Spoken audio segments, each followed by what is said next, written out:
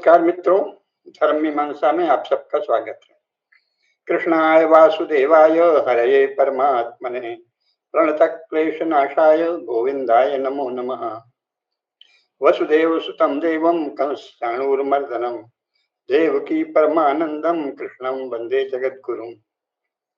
चातुर्वर्ण्यं मया सृष्टं गुणकर्म विभागशः तस्य कर्तारमपि मां विद्य कर्तारमव्ययम्।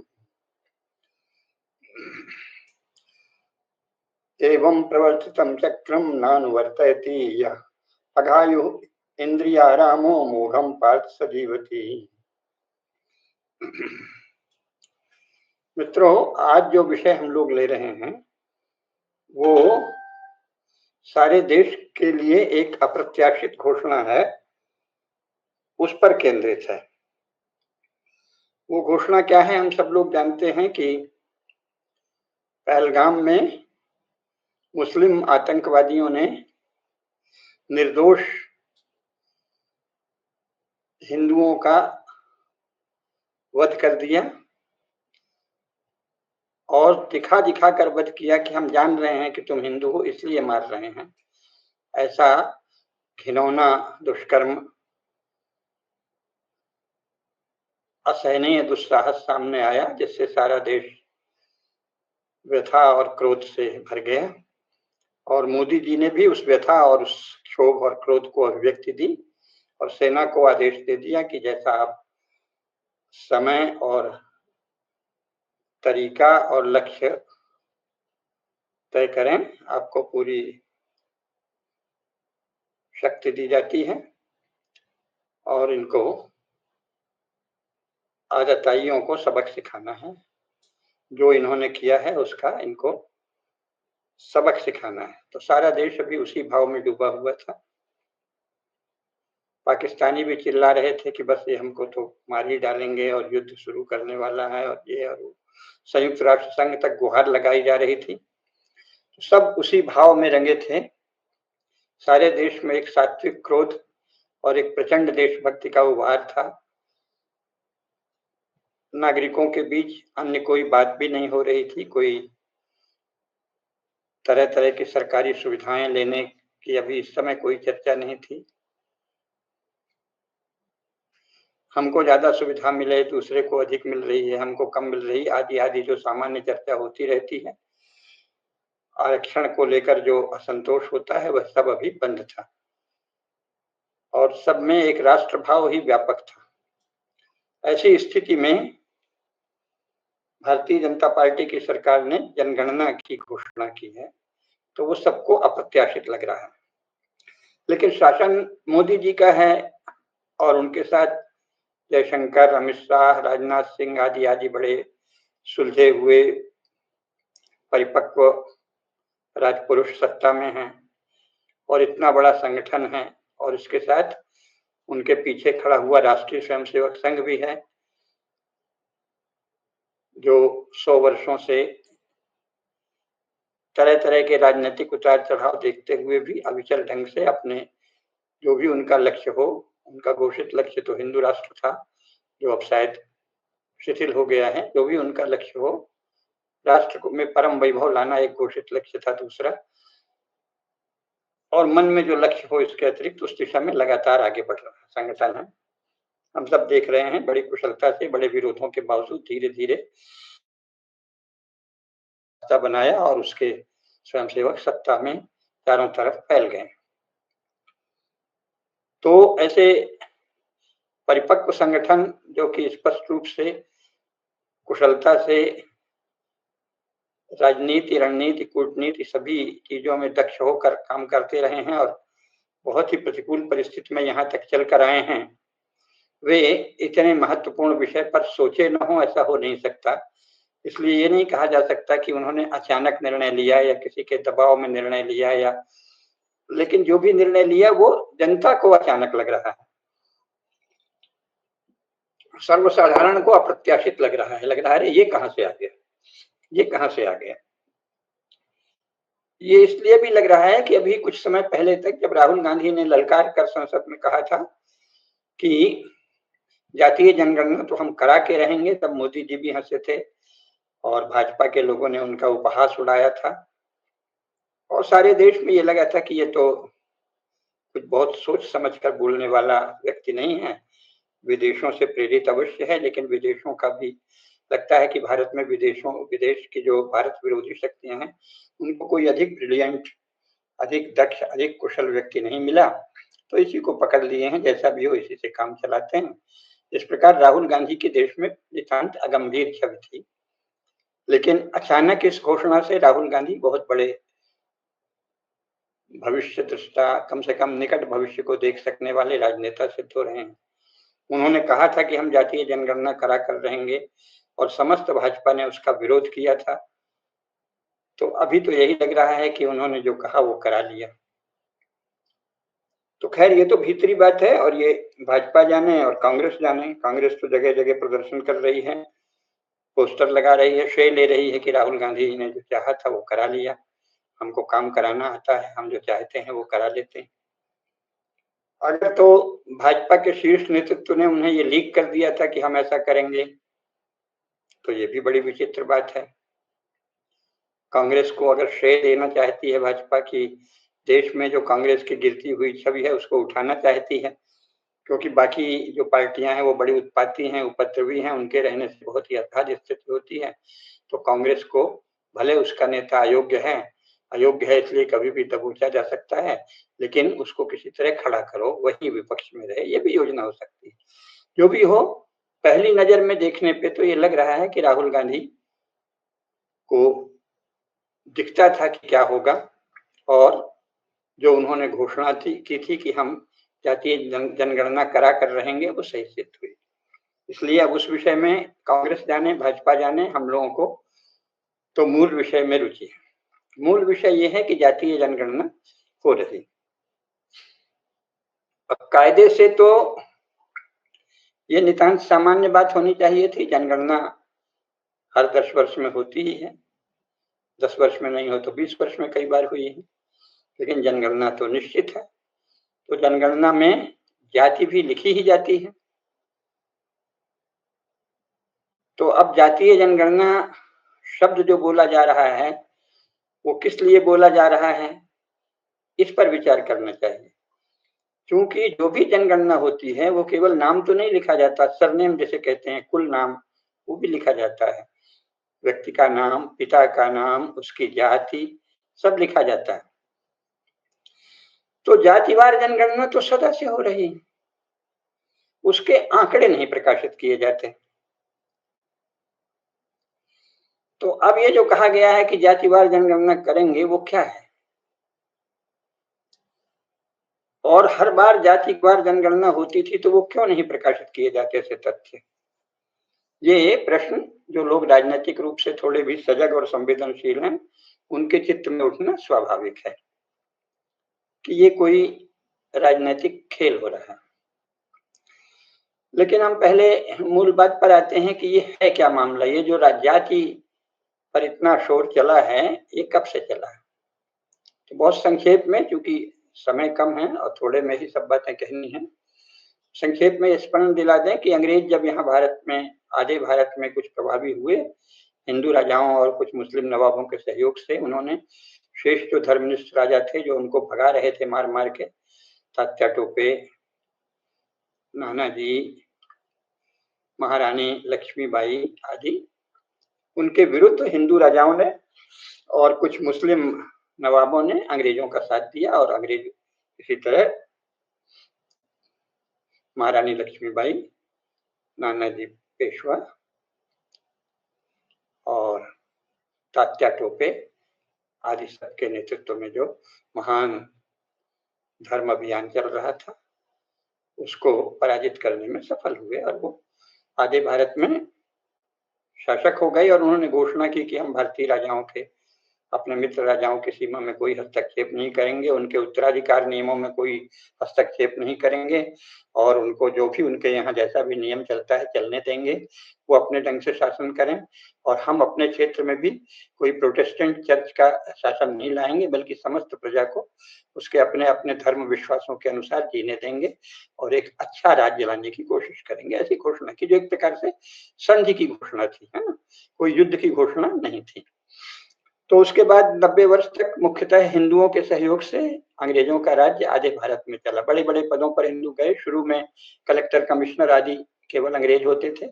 अंतिम चरण में वो कुछ हिंदुओं और मुसलमानों को भी बनाने लगे और उसके नीचे डिप्टी कलेक्टर तक तो प्रारंभ से ही उन्होंने बहुत सारे हिंदुओं को, जिन्होंने उनका साथ दिया, क्योंकि मैं ऐसे लगभग 150-200 लोगों को जानता हूँ, जिनमें से कोई ग्रेजुएशन का, जो अंग्रेजी शिक्षा में पढ़ रहा था। भारतीय शिक्षा का चूंकि उन्होंने नाश करने का पूरा कार्यक्रम बना लिया था, तो अंग्रेजी शिक्षा में जो लोग आए उनको प्रोत्साहित करते थे।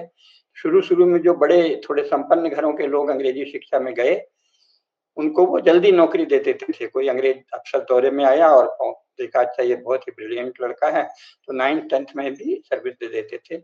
और बहुत से युवक, लगभग 150 लोगों को मैं जानता हूँ, जो जिनमें से कोई इंटर थे और कुछ लोग ग्रेजुएट थे। तो चूंकि उन्होंने अपने अपने क्षेत्र के संपन्न और प्रभावशाली लोग थे, तो उनको किसी को तहसीलदार बना दिया, किसी को डिप्टी कलेक्टर तक बना दिया। तो डिप्टी कलेक्टर और एडिशनल कलेक्टर तक का पद अंग्रेजी राज में हिंदुओं को, मुख्यतः हिंदुओं को और कहीं कहीं मुसलमानों को, जो अंग्रेजों के समर्थक थे, अंग्रेजी शिक्षा में बहुत ही उत्साह से जो भाग लेते थे, भारतीय शिक्षा को दबाने और निरुत्साहित करने के लिए उन्होंने ये काम किया। तो इस प्रकार अपना शासन बनाया और फिर उन्होंने एक योजना बनाई। उस योजना में एक जनगणना का भी था। तो जनगणना का एक उद्देश्य तो ये था कि समाज में क्या क्या स्थिति है ये जान लें। अच्छा उद्देश्य भी था और इसके साथ ही ये उद्देश्य भी था कि भाई हमारे यहाँ तो बहुत विषमता है, तो यहाँ की विषमता को भी जाने। और उसी में जो उनमें से, क्योंकि देखिए इंग्लैंड कोई एक अखंडित और एकीकृत राज्य कभी नहीं रहा, वहां बहुत से दल थे, बहुत से समूह थे और उन सबकी बस प्रोटेस्टेंट चर्च में और क्राउन में निष्ठा थी। बाकी आपस में बहुत मतभेद, बहुत से विवाद, एक दूसरे को मार डालना, जला डालना, सब चल रहा था। यहाँ तक कि जो लोग भारत आए थे उनका विरोध करने वाले अंग्रेज भी बहुत बड़ी संख्या में इंग्लैंड में मौजूद थे। तो कुछ लोगों ने ये सोचा कि हम जातीय जनगणना जो हो जाएगी उसके आधार पर यहाँ भेदभाव पैदा करेंगे। ये भी एक था, क्रिश्चियन मिशनरीज का खासकर था शुरू से। तो जो पहली बार उन्होंने जनगणना की उसमें अनटचेबल्स, जो उस समय थोड़ा अचानक एक नई चीज आ गई थी, अछूत प्रथा मुसलमानों के समय से, मुसलमानी दबाव में, तो उन्होंने कहा हम अछूतों की अलग से गणना करेंगे। तो वो जब गणना हुई, जितने इलाके में हुई उसमें अछूत कुल 2.5% लगे, हिंदू समाज का 2.5% निकले। तो उनको बड़ा लगा, अरे इसमें तो आनंद नहीं आया, क्योंकि इंग्लैंड में तो जो सर्फ होते थे, यानी दास की तरह भूदास, वो 90%, 92% और कहीं कहीं 98% थे किसी किसी इलाके में। उल्टा था, 2% ही कुल मिला के रॉयल हाउसेस और प्रीस्ट, ये तो 2% से भी कम थे, और धनी व्यापारी, इन तीनों को मिला के 2-2.5% से अधिक कभी भी नहीं थे। लॉर्ड्स, प्रीस्ट, रॉयल फैमिलीज और कुछ बड़े बिजनेस हाउसेस 2% थे टोटल। तो उन्होंने सोचा कि 98% यहाँ अनटचेबल होंगे, 2% ये बड़े बड़े धनी लोग होंगे, लेकिन उल्टा निकला, 2.5% ही अनटचेबल निकले। तो वो सोचे अब क्या करें। तो फिर उन्होंने कहा कि नहीं नहीं, यहाँ है, लेकिन कुछ और जातियों के साथ भी हायरार्की में, ऊंच नीच में, उनको थोड़ा निचले स्तर का माना जाता है। तो एक सरकारी रजिस्टर तैयार किया गया, उसमें एक लिस्ट बनाई गई। तो जो जातियां अनटचेबल नहीं थी लेकिन फिर भी हायरार्की में, समाज के हायरार्की में थोड़ा निचले स्तर पर थी, उनका भी नाम लिखा गया। तो उसको कहा गया शेड्यूल लिस्ट, अर्थात शेड्यूल कास्ट लिस्ट, यानी सरकार के द्वारा अपने रजिस्टर में दर्ज की गई जातियां जिनको माना गया था कि ये हिंदू समाज में अपेक्षाकृत निचली हैसियत की है। सो ये सरकार ने माना, कोई उसके लिए शास्त्र का प्रमाण, व्यवस्था का प्रमाण कुछ नहीं था, तो शेड्यूल कास्ट बना लिया। शेड्यूल कास्ट की गणना हुई तो वो 14% निकले। तब भी उनको बड़ी परेशानी थी, 14% तो क्या होता है, संसार के अन्य समाजों में तो 90-90% के साथ अन्याय हो रहा था 20वीं शताब्दी के शुरू तक। सारे इंग्लैंड, फ्रांस, जर्मनी आदि में 90 से 92% जनता को बहुत अधिक निचली स्थिति में रखा गया था, बहुत निचली स्थिति में, अछूतों से भी बदतर। तो उनको लगा कि ये तो कोई बात नहीं है, लेकिन लगे रहे, खासतौर से जो ईसाई मिशनरी थे, वो लगे रहे कि हिंदू समाज में हीनता पैदा की जाए, भेदभाव पैदा किया जाए। तो उन्होंने फिर शेड्यूल ट्राइब को एक अलग वो बना दिया कि इनके बीच हम क्रिश्चियन प्रोपेगेंडा कर सकेंगे, और करना शुरू भी कर दिया। अब ये 2 क्लास चली आई, 14.5% शेड्यूल कास्ट और 7%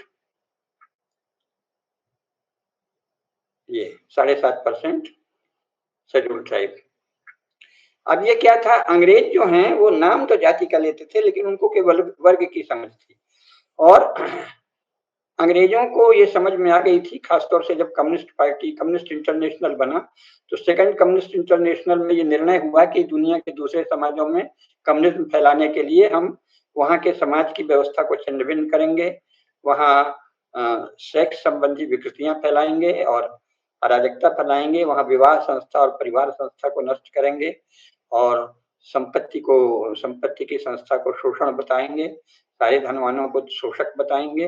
तो संपत्ति और विवाह या परिवार, इन 2 पर अटैक करेंगे, और भाषा, संस्कृत भाषा जो कि सर्वमान्य है हिंदू समाज में, उसको नीचे गिराएंगे, उसको बताएंगे कि ये बहुत ही शोषक और आतताइयों की भाषा है वगैरह। तो भाषा, परिवार और संपत्ति, इन तीनों पर आक्रमण की कम्युनिस्ट इंटरनेशनल की घोषित योजना थी। तो अंग्रेजों ने तय किया कि हम भारत में कम्युनिज्म को बढ़ाएंगे, जिससे हिंदू समाज छिन्न भिन्न हो जाए, फिर धीरे से उसमें ईसाई मिशनरी घुस के फैल जाएंगे। इसीलिए जो लोग क्रांतिकारी भी जेल जाते थे, तो अंग्रेज लोग, जेलर, उनको निर्देश होता था कि इनको कम्युनिस्ट किताबें चुपके से पढ़ने को दो। तो बेचारे जेल में बैठे हैं तो क्या पढ़ेंगे, तो वो वही कार्ल मार्क्स को पढ़ेंगे, मैनिफेस्टो पढ़ेंगे, कम्युनिस्टों का भारत के विषय में जो उस मार्क्स ने लिखा है कि ये बहुत ही जड़ समाज है, शताब्दियों से जड़ है और इसका तो उद्धार आवश्यक है। इस्लाम कर रहा था थोड़ा बहुत, इस्लाम ने भी नहीं किया, लेकिन अब ब्रिटेन कर रहा है, तो ये बहुत ही कठोर है, बहुत ही नीच है, बहुत ही अत्याचारी है, ये भी लिखा। लेकिन बोला ये हिंदू समाज के उद्धार के लिए ये सब नीचताएं, क्रूरताएं, कठोरताएं, इसमें गतिशीलता लाने के लिए आवश्यक है, ऐसा मार्क्स ने लिखा। वो अंग्रेजों ने उसको खूब बढ़ाया। तो जो भगत सिंह सहित जो लोग जेल में जाते थे, उनको कम्युनिस्ट साहित्य प्रस्तुत किया जाता था कि उनमें कम्युनिज्म आ जाए।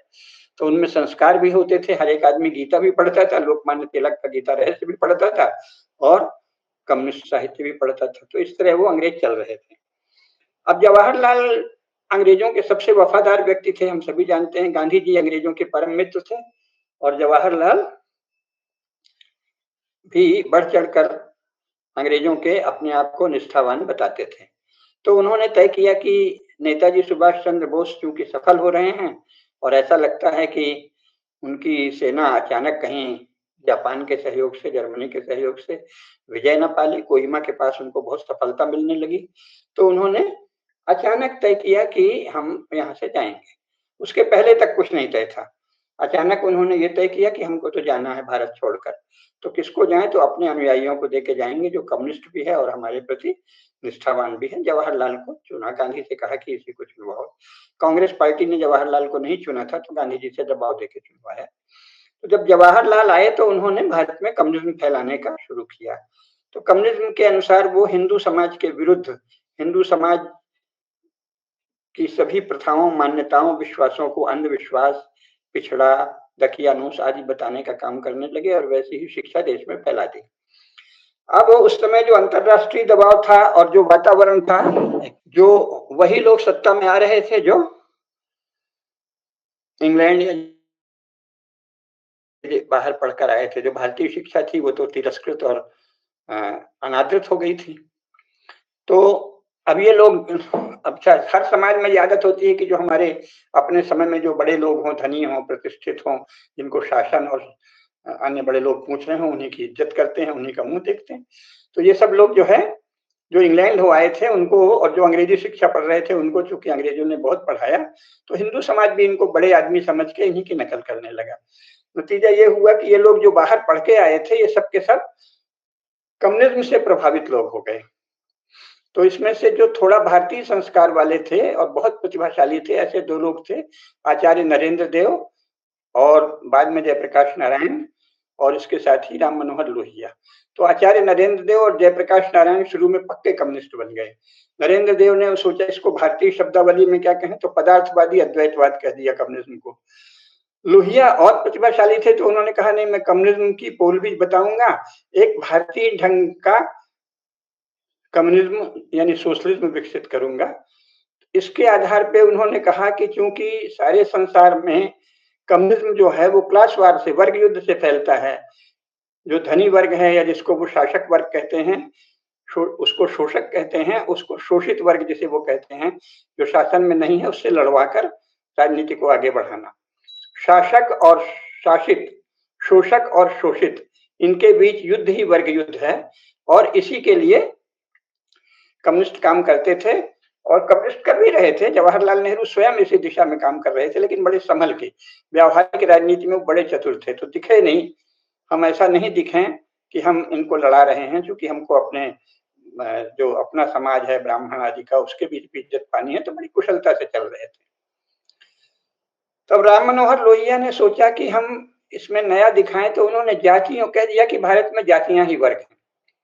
तो जातियों का युद्ध, जातियों के झगड़े, जातियों की टकराहट ही वर्ग युद्ध, भारतीय वर्ग युद्ध होगा। तो वर्ग युद्ध का सिद्धांत तो उन्होंने मान लिया। वर्ग युद्ध के सिद्धांत में यह है कि जो शासक है उसका शासित से अवश्यंभावी टकराव होता है, शासित धीरे धीरे शक्तिशाली होते हैं और शासक को उलट देते हैं और फिर अंत में वो अपना शासन अपने हाथ में संभाल लेते हैं और जो पहले का शासक वर्ग रहता है उसकी बड़े पैमाने पर हत्या करते हैं। व्यवहार में तो खैर उसमें यह हुआ कि जितना उन्होंने पूर्व के शासकों की हत्या की, उतना ही अपनी कम्युनिस्ट पार्टी के जो लोग लेनिन और स्टालिन से असहमत थे उनकी भी हत्या की, किसानों की हत्या की, करोड़ों लोगों की हत्या की। तो भारत के ये जो नेता थे ये उनसे अधिक होशियार थे और भारत में जो परंपरा है और जो यहाँ के किसानों में वीरता है उसमें इस तरह की हत्या संभव नहीं थी, यही मार दिए जाते। तो ये बड़ी कुशलता से चले, यानी इनका लक्ष्य था वर्ग युद्ध, लेकिन इसको गांधी वाली भाषा में अहिंसा, शांति, सिविल नाफरमानी आदि भाषा में व्यक्त करते थे। तो राम मनोहर लोहिया ने सिद्धांत का प्रतिपादन दिया कि एक ओर तो वो राम कृष्ण शिव रामायण मेला आदि बातें भी करते थे जिससे भारत का जनमानस उनके साथ आए बड़े पैमाने पर, और दूसरी ओर उन्होंने कहा कि वर्ग युद्ध भारत में जो होगा वो जाति युद्ध के रूप में होगा। और फिर उन्होंने उसमें और जोड़ दिया कि देखो यहाँ हिंसक युद्ध की आवश्यकता नहीं है, ऊंची जाति के लोगों को समझाओ कि वो धीरे धीरे नीची जाति के लोगों को शासन सौंप दें। इसके लिए उन्होंने कहा है कि डॉक्टर लोहिया ने बांधी गांठ पिछड़े पावे 100 में 60। तो ये एक जाति युद्ध थोड़ा भारतीय ढंग का अहिंसा के लपेटे में अथवा शांतिपूर्ण संघर्ष के लपेटे में जाति युद्ध राम मनोहर लोहिया ने चला दिया। तो ये जो उन जातियों के नेता थे, ऐसी जातियां जो तथाकथित उच्च जाति तो नहीं थी लेकिन मझोली जातियां, राम मनोहर लोहिया इनको मझोली जाति कहते थे। राम मनोहर लोहिया ने जब जाति का विश्लेषण किया तो उन्होंने कहा कि हिंदू समाज में 3 वो हैं, एक है अगड़ी जाति जिसे वो कहते थे ब्राह्मण और क्षत्रिय और धनी वैश्य, ये सब क्या है, ये अगड़ी जाति हैं। फिर वो बोले एक मझोली जाति है, मझोली जाति में यादव, कुर्मी, तेली, बहुत सारी सैकड़ों जातियां जो अब ओबीसी अपने को कहती हैं, उनको डॉक्टर लोहिया मझोली जाति कहते थे। और फिर उन्होंने कहा कि एक पिछड़ी जातियां हैं, पिछड़ी जातियों में अनुसूचित जाति, अनुसूचित जनजाति और भारत की सभी स्त्रियों को वो कहते थे कि ये पिछड़ी हैं, इस तरह से लिया। तो उस समय पिछड़ा किसको कहा लोहिया ने, अनुसूचित जाति और जनजाति को, स्त्रियों के अतिरिक्त। लेकिन जाति युद्ध चल गया। लेकिन लोहिया की विशेषता यह थी कि उन्होंने ऊंची जाति के युवकों को प्रेरणा दी कि तुम बलिदान करो, खाद बन जाओ, उनका सब था ऊंची जाति के लोग खाद बन जाए। और इसको एक बड़े आदर्श से जोड़ दिया कि एक महान भारतवर्ष बनाना है, भारतवर्ष सभ्यता के शिखर पर कई बार रहा है, अब नीचे चला गया है तो इसको फिर ऊंचे लाना है। इस बार ऊंचे लाने का तरीका यह है कि ऊंची जाति के लोग बलिदान दें, अपना वो छोड़ दें। गांधी जी ने एक विचित्र सिद्धांत दिया कि हिंदू लोग मुसलमानों के समक्ष आत्म बलिदान करते हैं, अपना सब दावा छोड़ दें, मुसलमान अगर मारें तो भी चुप रहें। उसकी नकल मार के लोहिया ने कहा कि ऊंची जाति के लोग अपना जो उनका वाजिब अंश है सत्ता में वो भी छोड़ दें और पिछड़ों को अवसर दें। तो लेकिन पिछड़े उनके लिए क्या था, अनुसूचित जाति, जनजाति और स्त्रियां। अब ये मुहावरा चल गया, राजनीति तो कोई दर्शन का विषय होती नहीं, गंभीर चिंतन का विषय होती नहीं, इस सूत्र को पकड़ लिया। जैसे मार्क्स ने जो कहा था कि शोषित लोग जब तक ना टेक्नोलॉजी में एडवांस्ड हो जाएंगे तो वो क्रांति करेंगे और शोषकों से सत्ता छीन लेंगे और उनको खत्म कर देंगे। तो लेनिन ने इतना पकड़ लिया और फिर इन्होंने क्या किया, वहां के किसानों को और अपने साथियों को ही मारना शुरू कर दिया, हिंसा पकड़ ली, वहां से मारकाट पकड़ ली। जैसे मुसलमानों में से कुछ लोगों ने कुरान से ये पकड़ लिया है कि जो गैर मुस्लिम है, जो काफिर है, उसको छिप के मारो, घात लगा के मारो, ये पकड़ लिया। और उसमें जो कुछ और कहा गया है, मान लो थोड़ा शरीर को कष्ट सहना, नशा नहीं करना, कुछ अच्छी चीजें कही गई हैं, उसको नहीं माना। तो ऐसे ही लेनिन स्टालिन ने मार्क्स की जो और बातें थी बौद्धिक, वो नहीं मानी, मारकाट का सिद्धांत मान लिया। तो अपने आप को गांधी कहने वाले कांग्रेसियों ने ये मान लिया कि मुसलमानों के समक्ष हिंदुओं को दब के रहना चाहिए और हिंदू बलिदान देकर भी मुसलमानों की रक्षा करें। और लोहिया ने उसी में से एक सिद्धांत निकाला कि ऊंची जाति के लोग अपना बलिदान दे दें, खास बन जाएं और देश को महान बनाएं।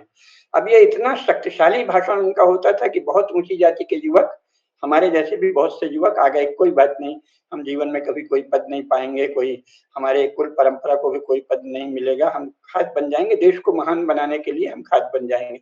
ऐसे बहुत से ब्राह्मण, क्षत्रिय और ऊंची जाति के वैश्य, कायस्थ आदि राम मनोहर लोहिया के साथ आए और कुछ पिछड़े लोग भी आए, ये सोच के कि अच्छा सत्ता फिर तो हम ही को मिलने वाली है, यादव वगैरह भी आए। अब ये चलता रहा। अब इसके बाद लोहिया की तो मृत्यु हो गई, लोहिया तो कम से कम एक संतुलन लाते थे। उसके बाद शुद्ध जातिवादी लोग, जो पिछड़ी जाति के वो लोग, जो जिनके पास खेती की जमीन बहुत थी, संपन्न थे और कृषि पशु था, भूमि थी, खेती में महारत थी, जैसे यादव हैं, कुर्मी हैं, पटेल हैं, ये अपने आप को, जिन्हें अनुसूचित जाति और जनजाति को पिछड़ा कहा था, तो अनुसूचित जाति और जनजाति को तो आरक्षण मिल गया स्वतंत्र भारत में, अब ये आरक्षण मांगने लगे। यानी अनुसूचित जाति जनजाति का आरक्षण तो चलता ही रहे, साथ में हमको भी आरक्षण दो। इसके लिए तरह तरह का आयोग बनाने की मांग होती रही कि हम भी पिछड़े हैं, हम भी पिछड़े हैं। इसके पहले ये सब जातियां, मैं खुद जब मैं किशोर था तब का मुझे याद है कि ये अपने आप को क्षत्रिय जातियां कहती थी। मैं ऐसी कई सम्मेलनों में शामिल हुआ हूँ स्वयं, क्योंकि हमारे मित्र लोग थे तो हमको आदर से ले जाते थे, विशिष्ट अतिथि वगैरह बना के। यदुवंशी क्षत्रिय सम्मेलन, कुर्मीवंशी क्षत्रिय सम्मेलन, यानी तैलिक वैश्य सम्मेलन, यानी यादव और कुर्मी अपने आप को क्षत्रिय कह रहे थे और तेली अपने आप को वैश्य कह रहे थे, और सुनार आदि तो वैश्य हैं ही, सभी लोग वैश्य हैं। तो तेली, सुनार, लोहार, बढ़ई सब वैश्य हैं, मनु के अनुसार ये सब वैश्य जातियां हैं। तो ये वैश्य अपने को बताने के सम्मेलन कर रहे थे, लेकिन अचानक ये पिछड़ावाद बढ़ा और फिर मंडल कमीशन, बिंदेश्वरी प्रसाद मंडल को एक जिम्मा सौंप दिया जनता पार्टी ने अपने समाजवादियों के आग्रह से, मुरारजी देसाई की सरकार ने, जिसमें जनसंघ भी शामिल था, कि तुम एक मंडल आयोग बनाओ। तो उसने मंडल आयोग बड़ी बेईमानी से बनाया, उसका पूरा किस्सा बताएंगे तो उसी में समय चला जाएगा। लेकिन उसने क्या किया कि बिहार के हर जिले से 2-2 गांव ऐसे चुने जिसमें वो जातियां रह रही थी जिनको वो विशेष आरक्षण देना चाहते थे, और उनके सर्वेक्षण करके जनगणना के आंकड़े की बजाय सर्वेक्षण के आंकड़े को ही पूरे प्रदेश का आंकड़ा बांध लिया और फिर पूरे प्रदेश के औसत को देश का औसत मान लिया, मनमानी। उसमें जो आंकड़े निकाले वो पहले 20 और 15% थे। 20 में एकदम ज्यादा पिछड़े लोग और 15% जो है वो थोड़ा कम पिछड़े, है ना, अपने यादव, कुर्मी आदि। 35% हो रहे थे। फिर उसमें थोड़ा और बढ़ाया, अन्य जातियों को मिलाया तो वो 37% हो रहा था। उसमें महापात्र, ज्योतिषी, वैद्य आदि ऐसी जातियां जो सम्मानित हैं, और जो ब्राह्मण भी हैं, ऐसे ब्राह्मण जो थोड़ा उतने सम्मानित पंक्ति के नहीं माने जाते, उन सबको मिलाकर एक कैटेगरी बना दी। कुछ वैश्यों को भी ले लिया, सुनार आदि को, कई जगह है वैश्यों की अनेक जातियां भी पिछड़े में ले ली। तो अपना 37 बनाया। फिर उसको मंडल कमीशन की जो रिपोर्ट छपी है उसमें 37 का योगदान जो लिखा है कि ये इतना, उसका नीचे योगदान 37 होता है, जो 42 कर दिया। ये मैंने नवभारत टाइम्स, जनसत्ता और हिंदुस्तान में अपने लेख लिखे थे उसी समय 1990 में, उसमें बताया था कि ये देखिए सरासर छपे हुए में बेईमानी है। जिन आंकड़ों का टोटल 37 आता है उसको 42 कर दिया, और फिर इसके बाद उसको थोड़ा और बढ़ा के 45 तक ले आए, और फिर कहा कि जो मुसलमान और ईसाई हैं वो भी पिछड़े हैं, उनके 60% लोग पिछड़े हैं, तो उनका औसत कर दिया 12%, तो 57%, और 57% लोग भारत में पिछड़े, अन्य पिछड़े हैं। ओबीसी है ये, अदर बैकवर्ड। फिर धीरे धीरे क्योंकि वो पावर में आ गए तो उन्होंने चलन में अन्य शब्द हटा दिया, स्वयं ही पिछड़े बन गए। तो ये राजनीति के खेल समझे आप। पहले पिछड़ा कहा गया केवल अनटचेबल्स को, जो 2.5% थे। फिर अंग्रेजों ने उसमें अपनी सरकार की बनाई लिस्ट में कुछ और जातियां जोड़ी, जिनको अनुसूचित जाति कहा। अनुसूचित जाति माने रजिस्टर में दर्ज जातियां, शेड्यूल्ड, सरकारी लिस्ट में जातियां, किसी शास्त्र से, परंपरा से, मान्यता से कोई लेना देना नहीं। इसके बाद तो 14% हुई। फिर कहा कि ट्राइबल्स को भी दे दो, उन्होंने मुसलमानों और अंग्रेजों दोनों से संघर्ष किया, तो अच्छी बात है, तो उनको भी दे दिया, तो वो 7.5, कुल 22% हुए। अब वो पिछड़ा कहलाते थे अनुसूचित जाति के लोग, पहले अनटचेबल्स पिछड़ा कहलाते थे, केवल अनटचेबल्स को पिछड़ा माना गया। फिर सरकारी रजिस्टर में लिखी अनुसूचित जातियों को, फिर वनवासियों को भी ले लिया। अब ये जातियां जिनको मझोली जातियां कहा जाता था, अब ये सब अपने को अदर बैकवर्ड कहा, फिर उस अदर हटा दिया, बैकवर्ड। तो साफ है कि इसमें कहीं निष्ठा, देश प्रेम, समाज प्रेम, सत्य कुछ नहीं, राजनीतिक धूर्तता है। तो अदर शब्द लिखा तो है ओबीसी, अदर बैकवर्ड, लेकिन व्यवहार में क्या आ गया, क्योंकि मीडिया में लोग हैं शक्तिशाली, मीडिया आदि में भी वही जातियां काफी शक्तिशाली हैं, ब्राह्मण आदि भी हैं, लेकिन यादव, कुर्मी ये सब भी हैं, पटेल वटेल, तो इन्होंने अदर शब्द को हटा के अपने आप को बैकवर्ड, पिछड़ा वर्ग कहना शुरू किया। ये देखिए राजनीतिक पैंतरा इसलिए बताना आवश्यक है कि ये, इसका सत्य से, देश से, राष्ट्र से, प्रेम से, समाज से कोई संबंध नहीं, छल है।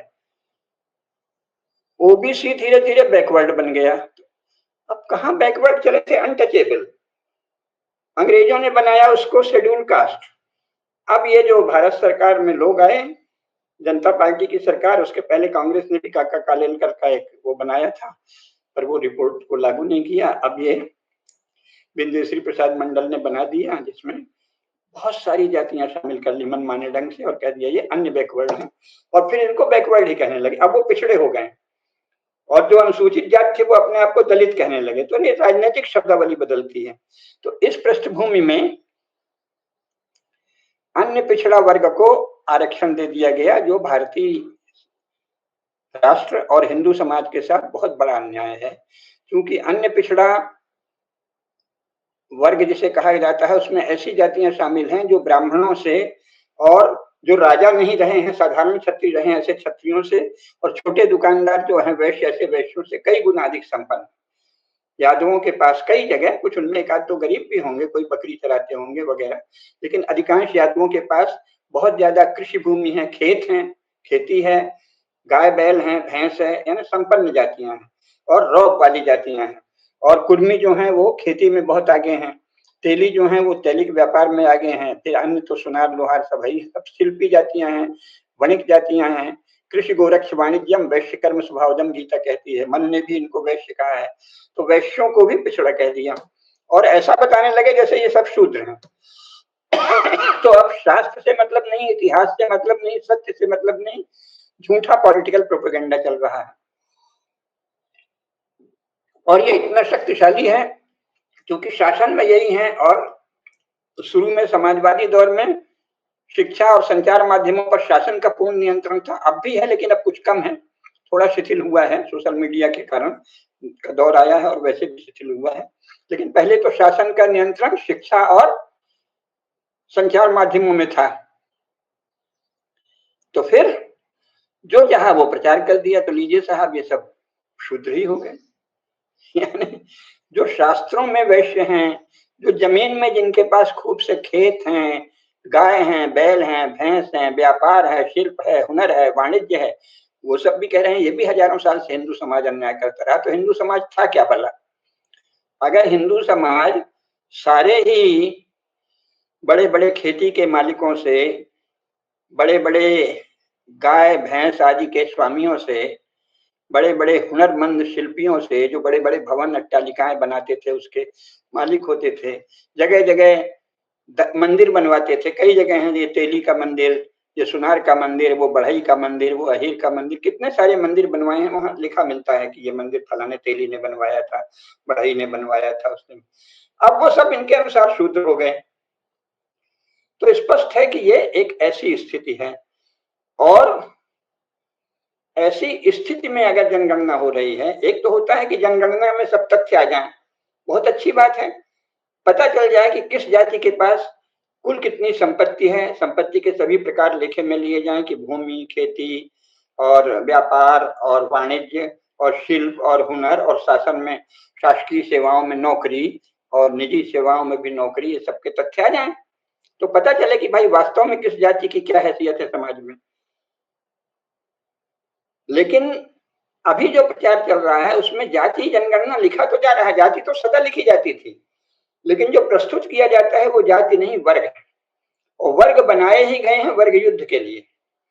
तो भारत में कांग्रेस, भाजपा तथा सारे समाजवादी दल आदि ने मिलकर, कम्युनिस्टों ने भी मिलकर 3 वर्ग भारत की जातियों के खड़े कर दिए हैं। अनुसूचित जाति एक वर्ग है जिसमें बहुत सारी जातियां हैं, 100 से अधिक जातियां हैं। अनुसूचित जनजाति एक दूसरा वर्ग है, उसमें भी बहुत सारे वनवासी भाई बहन हैं, मतलब उसमें 100 से अधिक, उसमें भी 250 जनजातियां हैं। और इसके बाद ये आ गया है अन्य पिछड़ा वर्ग, ओबीसी, इसमें तो हजारों जातियां। तो ये जाति नहीं रही, फिर ये वर्ग हो गया। तो अगर आपने गणना तो की जाति की और फिर उसे वर्ग में डाल दिया, तो जब आप प्रकाशित करेंगे वो वर्ग होगा कि अनुसूचित जाति के इतने लोग, अनुसूचित जनजाति के इतने लोग और पिछड़ा वर्ग के इतने लोग। तो ये तो वर्ग हुआ, उससे वर्ग विद्वेष पनपेगा, वर्ग शत्रुता पनपेगी और वर्ग युद्ध फैलेगा। तो ये तो राष्ट्र के विघटन का तरीका है, ऐसे तो किसी समाज में नहीं होता अगर वो समाज जीवित रहना चाहता है। ऐसा कहाँ हुआ था? सोवियत संघ में यही हुआ था, वर्ग युद्ध। तो वर्ग युद्ध में क्या हुआ? करोड़ों लोग मारे गए, और उन्होंने दावा किया था कि यहाँ तो किसानों और मजदूरों का राज्य होगा, और जवाहरलाल वगैरह घूम के आते थे तो कह देते थे सोवियत संघ में किसानों और मजदूरों का राज्य है, और झूठ बोलते थे। बाद में पता चला कि वहां तो किसानों की हत्या हो रही है, उनको भिखमंगा सा बना के रख दिया है। पार्टी के जो अधिकारी हैं कम्युनिस्ट पार्टी के, वो ठाट करते हैं, ऐश करते हैं, विलासिता करते हैं, व्यभिचार करते हैं। मिलोवान जिलास यूगोस्लाविया के उपराष्ट्रपति थे, उन्होंने लिख ही दिया द न्यू क्लास, नया वर्ग, उसमें बता दिया कि कम्युनिस्ट पार्टी के लोग कितना भोग विलास, अत्याचार, अनाचार करते हैं। तो किसान मजदूर की बजाय ये कम्युनिस्ट पार्टी के अफसर अधिकारी वहां मजा मारने लगे। कांग्रेसियों में जो वामपंथी धारा था उसने उसी से प्रेरणा ली और सोचा कि भारत को ऐसा करो कि इसमें हमारी कांग्रेस पार्टी के जो लोग हैं उनको सारा विलासिता और संपत्ति और सारे सत्ता के अवसर मिले, और बाकी सब समाज धीरे धीरे एकदम दयनीय हो जाए। वो उन्होंने बना भी दिया गरीब। उस पर अलग से बात करेंगे कभी। ये जो शासन को जो करना होता है वही बोल देता है, क्योंकि उनको देश में गरीबी फैलानी थी, तो उन्होंने कह दिया गरीबी हटाओ, और गरीबी बढ़ाने लगे। हालत यह थी कि जिस देश में इतना अनाज हो रहा है, इतना सब कुछ हो रहा है, वहां अनाज के लिए भी राशन दिया जाने लगा। यानी जो देश का संसार में सबसे अधिक अन्न उत्पादक जो देश है, वहां शहरों में और कई जगह कस्बों में भी और गांव तक फैल गया कि अनाज जो है वो राशन से मिलेगा, और शक्कर भी राशन से मिलेगी। उधर चीनी मिलों में भ्रष्टाचार, चीनी मिलों का सरकार द्वारा हाथ मिलना, इतने तरह के हथकंडे किए कि जिससे साधारण आदमी रूस की तरह गरीब हो जाए। जैसे सोवियत संघ में था ना, वो लाइन में लगे रहते थे, हमको 2 रोटी दे दो। तो यहाँ उतना तो नहीं हो पाया क्योंकि बहुत समृद्ध राष्ट्र था, लेकिन प्रयास वही था कि साधारण आदमी 2 रोटी के लिए, 1 किलो शक्कर के लिए लाइन में लग के दिन बर्बाद कर दे, और सदा नेताओं के और अफसरों के इशारे पर रहे। ये कांग्रेस ने सोवियत संघ की तरह भारत को बनाने की कोशिश की, लेकिन भारत का इतिहास, भारत की संपदा, भारत की उर्वर भूमि, इन सब के कारण वो कर नहीं पाए, और धीरे धीरे इनके विरुद्ध एक वातावरण बना। और अभी भी कांग्रेस फिर से वही कोशिश कर रही है। एक बार तो राहुल ने कहा ही था कि हम संपत्ति को बांट देंगे, कम्युनिस्टों का नारा है। संपत्ति को बांटने की जो बात करता है वो संसार में सबसे अधिक अनाचारी, अत्याचारी, नीच और पिशाच राक्षस होता है, ये सर्वविदित है ना। जैसे सोवियत संघ में लेनिन और स्टालिन ने किया, जैसे चीन में माओ ने किया। तो भारत में ऐसी माओ और लेनिन और स्टालिन के इतिहास के बाद राहुल गांधी लेनिन, स्टालिन और माओ जैसी घोषणा करते हैं। ऐसा लोगों को बौद्धिक रूप से दीन और दरिद्र बना दिया है। क्योंकि शिक्षा पर सरकार का नियंत्रण था। अब थोड़ा शिक्षा में एक स्पेस मिला है, एक अवसर, लोगों को जागृति आ रही है, इसलिए हम लोग सब अपनी सत्य को थोड़ा बहुत कह सकते हैं। तो ऐसी जब स्थिति है, तो अगर जनगणना हुई और वो जातीय जनगणना अगर वर्गों में ही पेश की गई कि अनुसूचित जाति इतना, अनुसूचित जनजाति इतना और ओबीसी इतना, तो ये महाविनाशकारी होगा, क्योंकि ये सत्य को नहीं बताएगा। अनुसूचित जाति का आपने बता दिया कि साहब अनुसूचित जाति के पास 14% जनसंख्या है और देश की 17% संपत्ति इनके पास है, 17% शासकीय पद इनके पास है, नौकरियां हैं, सुख है, इससे क्या पता चलेगा? उत्तर प्रदेश में बहुजन समाज पार्टी जो बनी, उसने नाम तो रखा बहुजन समाज, और वस्तुतः जो बहुजन समाज पार्टी है उसकी नेटवर्किंग में मुख्य जातियां क्या है? सबसे पहले तो बहन जी की जाति है, आदरणीय मायावती जी की जाति सबसे शक्तिशाली है। इसके बाद उससे लगी 2-4 और जातियां, और बाकी जातियां पूरी तरह उपेक्षित हैं। उत्तर प्रदेश का तो हम विस्तार से जानते हैं, है ना? तो जाटव समाज जो है, बहन जी की जाति का समाज, वो तो काफी फिर भी बढ़ गया है, लेकिन बहुत सारी अनुसूचित जाति के अंतर्गत ही बहुत सारी जातियां दरिद्र हैं। तो आप अनुसूचित जाति का जो आंकड़ा बताएंगे वो कहाँ से सत्य होगा? अनुसूचित जनजाति में भी यही है कि कुछ जनजातियों में कुछ में वहाँ ईसाई मिशनरी बढ़ गए हैं, उनको भड़का लिया है और वो उनको ज्यादा आधुनिक शिक्षा देती है और कोशिश कर रहे हैं कि वो राजनीति में आगे बढ़ें। तो वो लोग आरक्षण और अन्य सुविधाएं हड़प लेते हैं, अन्य कुछ अनुसूचित जनजातियों की उपेक्षा होती है, फिर वहां नक्सलवाद, माओवाद आदि फैल रहा था, अब तो भारत सरकार ने नियंत्रण कर लिया। अब जो ओबीसी है उसमें भी यही है कि यादव हैं, कुर्मी हैं और 12 और जातियां हैं, ये पटेल आदि वो शक्तिशाली हो रहे हैं, उनकी जातियां हैं, उनके नेता हैं।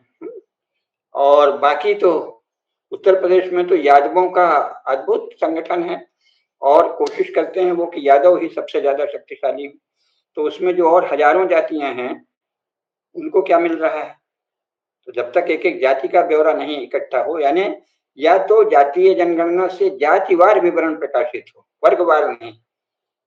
ओबीसी के पास इतनी संपत्ति है, इतना सरकारी सेवाओं में उनके लोग हैं, इतना धन है, इतने खेती के पशु हैं, इतना शिल्प है, ये प्रकाशित करने से कुछ भी स्पष्ट नहीं होगा। प्रत्येक जाति का अगर बताएं, यादवों के पास इतना है, कुर्मी के पास इतना है, तेली के पास इतना है, बढ़ई के पास इतना है, लुहार के पास इतना है, सुनार के पास इतना है, तमाम तरह की जातियां उसमें जो हैं उनके विवरण आने चाहिए। लेकिन अभी तक देखा जाता है कि इस विषय में, जैसे राष्ट्र की सुरक्षा की बात है, तो हम लोग शुरू से देख रहे हैं, जब सत्ता में नहीं थे, जब मुरली मनोहर जोशी के साथ मोदी जी कश्मीर में लाल चौक में झंडा फहराने गए थे, तब से देख रहे हैं लगातार उनमें राष्ट्रभक्ति के विषय में स्पष्टता है, राष्ट्र के विषय में चिंतन की स्पष्टता है, बहुत स्पष्टता है, उनकी दृढ़ता है।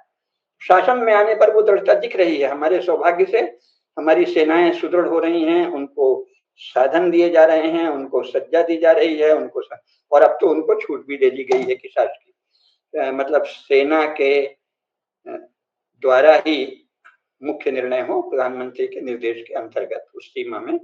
तो इससे एक तरह से उन्हें काम करने की सुविधा है। लक्ष्य तो अभी भी प्रधानमंत्री तय करेंगे, राष्ट्रपति तय करेंगे, लेकिन कार्य करने में अड़ंगेबाजी नहीं है, ना अफसरों की और न नेताओं की। अतीत में सेना पर प्रधानमंत्री लोग, राजनीतिक लोग बहुत अड़ंगेबाजी करते रहे, अब उन्होंने सेना को कर दिया, तो बहुत बड़ी बात है। तो प्रधानमंत्री श्री नरेंद्र मोदी में राष्ट्रभक्ति के संस्कार भी हैं, भावना भी है, ज्ञान भी है और उनका आचरण भी है। तो उस विषय में तो हम उन पर आंख मूंद कर भरोसा करते हैं।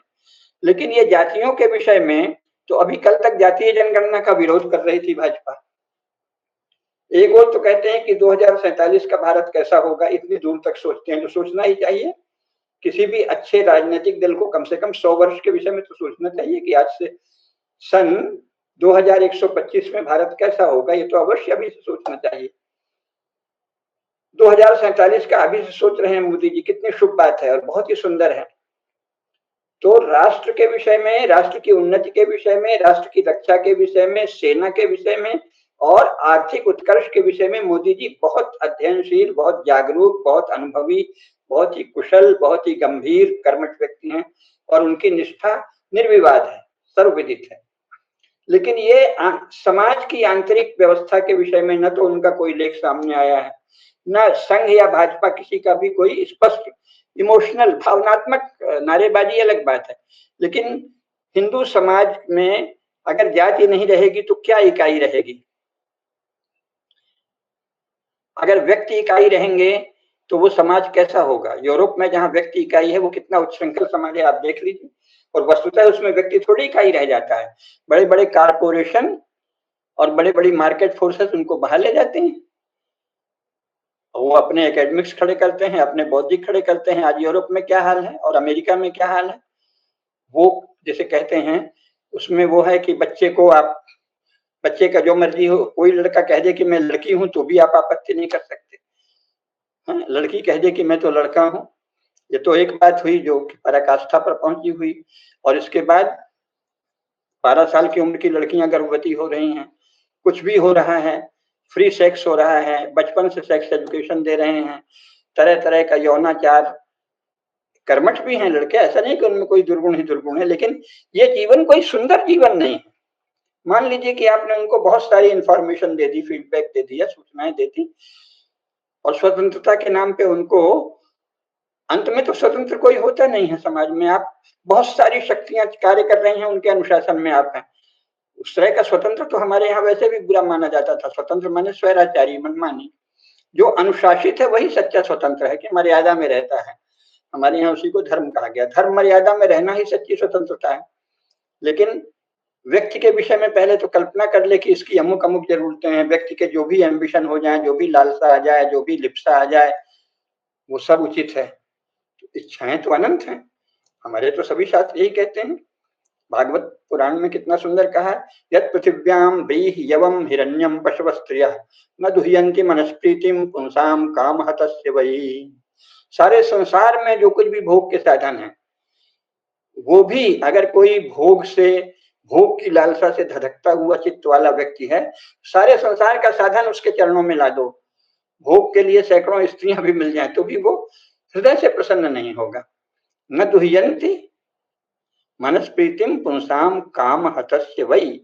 कामहत पुरुष का चित्त तृप्त नहीं होता, उसके मन में प्रीति नहीं उत्पन्न होती, धधकती रहती है आग, और मिले और मिले। तो ये जो राजनीति में जाति के नाम पर, आरक्षण आदि के नाम पर सत्ता के अनुचित अंश को लेने की, दूसरों का अंश हड़पने की, दूसरों का संसाधन छीनने की जो लिप्सा जगा दी गई है, ये तो अनंत है।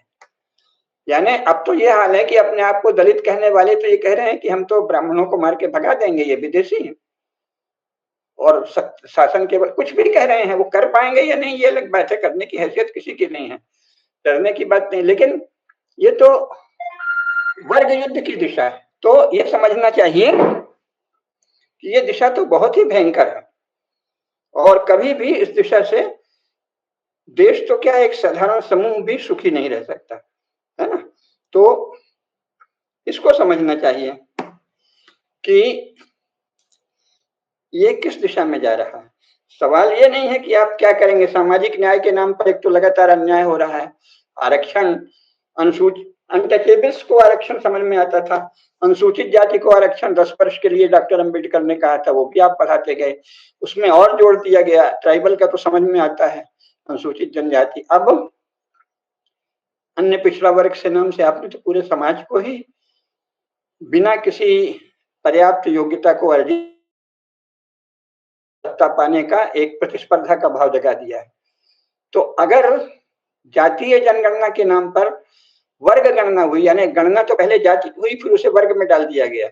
जैसे मैं बार बार बता रहा हूँ, जातिवार गणना तो हर सदा हो रही है। जो भी सेंसस होता है उसमें व्यक्ति की जाति तो लिखी ही जाती है, उसके आंकड़े नहीं प्रकाशित किए जाते। तो सरकार जो कह रही है, अब ये आजकल जो चला है, पुराने समय में ये था कि सत्य बोले शासक, राजा वो है जो सत्य बोले। अब राजपुरुष वह है जो असत्य बोले, सत्य कभी बोले नहीं, सत्य को छिपा के रखे अपनी पार्टी के भीतर, अपने गुट के भीतर। तो ये कह तो रहे हैं जाति जनगणना, लेकिन सच ये है कि जातिवार जनगणना तो सदा से हो रही है, तो आंकड़े नहीं प्रकाशित करते थे। तो इस बार ये जातिवार आंकड़े प्रकाशित करने की बात कह रहे हैं, लेकिन जैसा दबाव कांग्रेस का, सोशलिस्टों का और सबका है, और इस विषय में संघ और भाजपा का जो कोई भी चिंतन नहीं है, तो इससे पूरी संभावना है कि ये दबाव में आ जाएंगे और ये इसको वर्ग की गणना बना देंगे और वर्ग के आंकड़े प्रकाशित करेंगे। तो हम सब लोगों को पहले तो ये मांग करनी चाहिए कि अगर जाति जनगणना हो ही रही है तो जातिवार आंकड़े प्रकाशित हों। ब्राह्मण, क्षत्रिय, वैश्य के आंकड़े पूरे उनके आंकड़े प्रकाशित हों और साथ ही जो जातियां आरक्षण से लाभान्वित हुई हैं उनके आंकड़े एक एक जाति के अलग अलग प्रकाशित हों, तब तो इससे न्याय होगा। लेकिन मुख्य बात यह है कि मांग से कुछ नहीं होता। भारत के करोड़ों करोड़ हिंदू 1947 से आज तक अनेक बड़े से बड़े प्रदर्शन कर चुके गौरक्षा के लिए, आज तक गौरक्षा नहीं हुई। हिंदी के लिए भी बहुत लंबा प्रदर्शन चला, तब थोड़ा थोड़ा, फिर भी अभी पर्याप्त रूप से हिंदी का व्यवहार नहीं हुआ। अब तो थोड़ा ज्यादा शुरू हुआ है, लेकिन कितना संघर्ष करना पड़ा। तो शासन को जो करना होता है वो बिना संघर्ष के कर देता है, और जो नहीं करना होता उसमें जनता संघर्ष करती रहे, ये मजे लेते रहते हैं, लटकाए रहते हैं। ये जानना चाहिए। होता तो वो है जो संपन्न लोग, सबल लोग और बौद्धिक ढंग से वातावरण बनाने वाले लोग, यानी ओपिनियन मेकर लोग वातावरण बनाते हैं, तब पॉलिसी मेकर उसके अनुसार पॉलिसी बनाते हैं, तब डिसीजन मेकर निर्णय लेते हैं, या डिसीजन मेकर पहले से निर्णय ले लेते हैं पॉलिसी बना के और अपने पार्टी के कार्यकर्ताओं और समर्थकों और सब प्रशंसकों को कहते हैं कि जाओ ओपिनियन बनाओ, समाज में वातावरण बनाओ। दोनों चलता है। तो भाजपा और संघ के पास बहुत बड़ा संगठन है, वो ओपिनियन तो बना देंगे, लेकिन अपन उसमें कुछ कर भी नहीं पाएंगे। बाकी पार्टियों का भी अपना एक ओपिनियन बनाने का तंत्र है, लेकिन देश के विषय में जो लोग गंभीरता से सोचते हैं उनके लिए केवल मैं ये जानकारी दे रहा हूं कि अगर ये वर्गवार गणना हुई तो ये वर्ग युद्ध की ओर ले जाएगी। भगवान से प्रार्थना कीजिए कि सचमुच जातिवार जनगणना हो और जातिवार आंकड़े प्रकाशित हो। हर जाति का तथ्य सामने आए कि किस जाति के पास कितनी भूमि है, कितनी संपत्ति है, कितनी सर्विसेज आदि में उनकी सहभागिता है, सेना में, पुलिस में, शासन में, शासकीय पदों पे किस श्रेणी के, ये सब अगर सामने आए तो उसके बाद न्याय हो सकता है। यानी सच्ची जाति जनगणना हो और उसके जातिवार आंकड़े प्रकाशित हों, संख्या के, संपत्ति के और शासन में सहभागिता के और प्रतिष्ठा के, समाज में सच्चे आंकड़े प्रकाशित हो, प्रसारित हो, तो न्याय हो सकता है।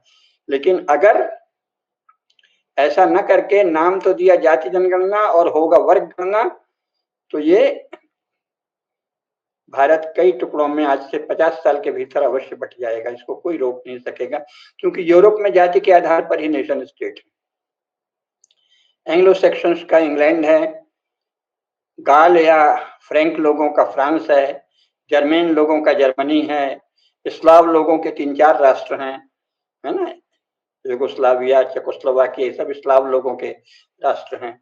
और इस तरह अलग अलग जातियों के, स्विस लोगों का स्वीडन है, स्विट्जरलैंड है, इस तरह अलग अलग जातियों के ही राज्य हैं। बाकी लोगों को वहां रहने की अनुमति है, लेकिन प्रधानता उस जाति विशेष की है।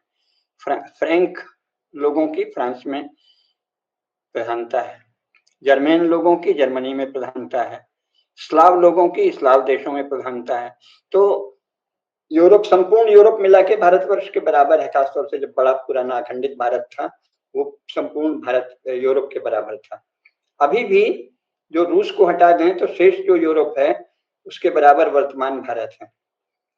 तो जितने यूरोप में नेशन स्टेट है उतने ही भारत में बनेंगे। जैसे वहां जाति के आधार पे 34 देशों से अधिक देश हैं, तो यहाँ भी जो प्रबल जातियां हैं वो अपना राज्य बना लेंगी। तो अगर आपने इसको वर्ग की तरह दिया, अगर न्याय की भावना से दिया, और हिंदू समाज की जो शास्त्रीय मान्यताएं, परंपराएं हैं, जिसमें कहा जाता था कि नहीं, न्याय तो आवश्यक है, हर एक के साथ न्याय होना चाहिए, उस भावना से किया तो राष्ट्र सुदृढ़ होगा।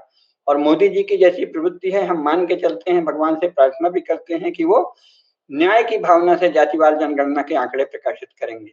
लेकिन जातिवार जनगणना का उपयोग करने का कोई नेटवर्क भारतीय जनता पार्टी और संघ के पास अभी तक नहीं है। जातिवार आंकड़ों को वर्ग में बदल देने के तैयारी, कार्यकर्ता नेटवर्क, ये सब कांग्रेस, सोशलिस्ट आदि दलों में है और भयंकर है। तो वो पूरी कोशिश करेंगे कि जातिवार जनगणना के आंकड़े वर्ग के रूप में प्रस्तुत हों, OBC, schedule caste, schedule tribe, और इस प्रकार फिर जो बाकी बचे उनको खलनायक की तरह दिखा दें। तो भाजपा को, और अभी तक भाजपा ने इस विषय में कोई चिंतन नहीं किया है। समाज के विषय में भी कोई चिंतन नहीं है। समाज की महानता के गीत गाना समाज चिंतन नहीं है।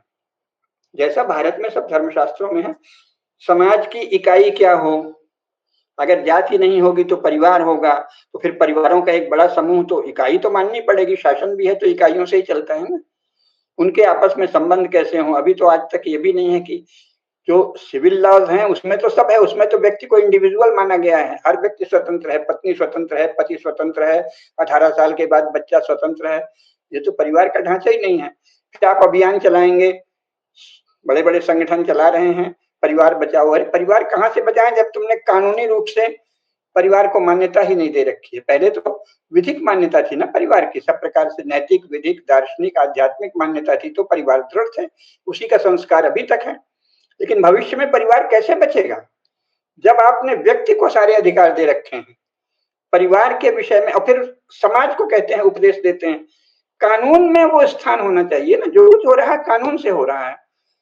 तो कानून ये बनना चाहिए, जैसे कानून यही बन जाए कि हिंदू परिवार, हिंदू वो है जो हिंदू धर्मशास्त्रों का पालन करे, ऐसे कोई नियम बनाना पड़ेगा ना। और अथवा हिंदुओं के बहुत से संप्रदाय हैं, लेकिन उनको अपने अपने संप्रदाय की मर्यादा और धर्मशास्त्रों का पालन करना होगा। जब आप ये कहेंगे तो परिवार बचेंगे। लेकिन जब आप यूरोप की जो पढ़ाई है समाजशास्त्र आदि की, उसको पढ़ाएंगे और प्रोफेसर या लेक्चरर या रीडर जो भी कहेंगे, प्रोफेसर, प्राध्यापक और सहायक प्राध्यापक यूरोप में विकसित जो समाजशास्त्र है उसके अनुसार बकवास करेंगे, उसी को पढ़ाई कहेंगे, भारतीय धर्मशास्त्रों का कोई अध्ययन ही नहीं होगा।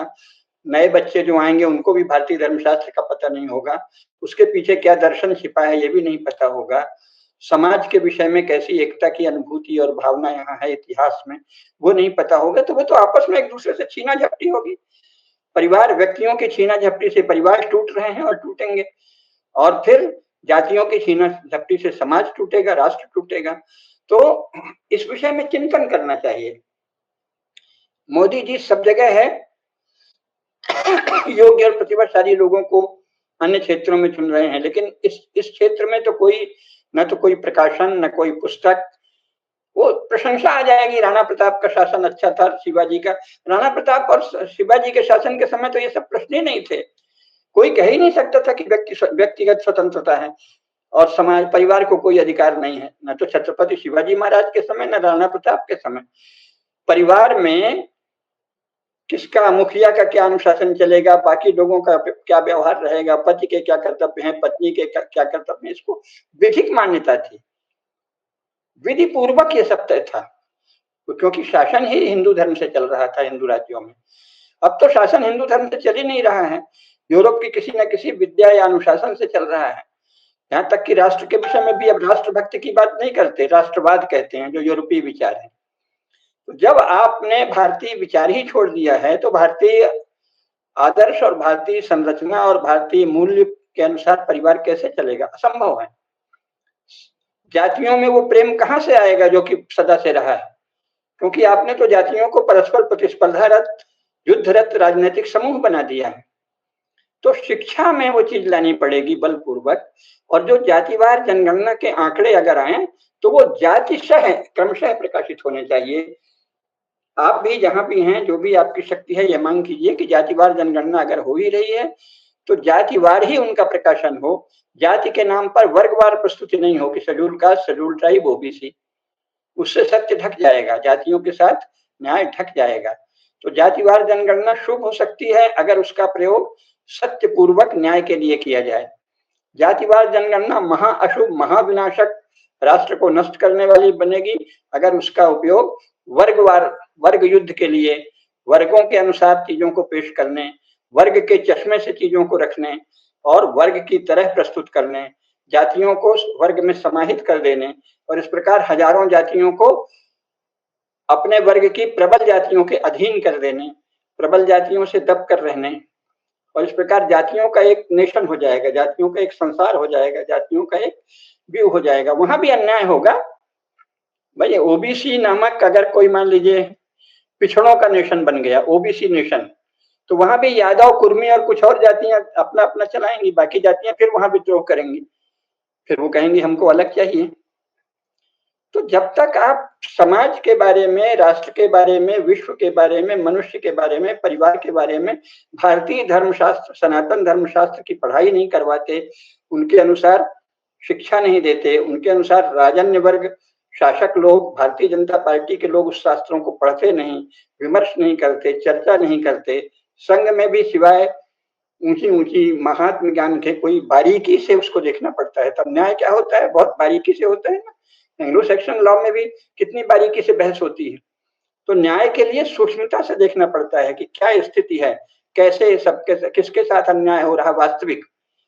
ये नहीं कि स्वयं अंग्रेजों के आंकड़े हैं कि 18वीं शताब्दी तक भारत में हर जाति के शिक्षक होते थे और हर जाति के छात्र छात्राएं पढ़ते थे। ये आंकड़े भी आप कहेंगे और ये भी कहेंगे कि हजारों साल से उपेक्षा है। और संसार का कोई समाज ऐसा नहीं है जिसमें ऊंच नीच नहीं हो, हायरार्की, मतलब ऊंच नीच की भावना तो अपने यहाँ दंडनीय अपराध है, लेकिन एक ऑफिस में भी है तो प्रधानमंत्री हैं, तो फिर कैबिनेट सेक्रेटरी है, उसके अधीन अफसर हैं, केंद्रीय मंत्री हैं, एक अनुशासन है ना। फिर चपरासी है, तो चपरासी और प्रधानमंत्री एक समान तो नहीं है, उनके अधिकार बटे हैं, उनकी शक्ति बटी है, उनकी संपदा बटी है, उनका वेतन बटा है, कर्तव्य का विभाजन भी है, अधिकार का विभाजन भी है। समाज के विषय में इसी तरह चिंतन किया जाता है जैसे शासन का। समाज तो शासन से बहुत बड़ा है, शासन के बारे में इतना बारीक चिंतन है, और समाज, समाज के बारे में उससे भी बेहतर चिंतन करना पड़ेगा।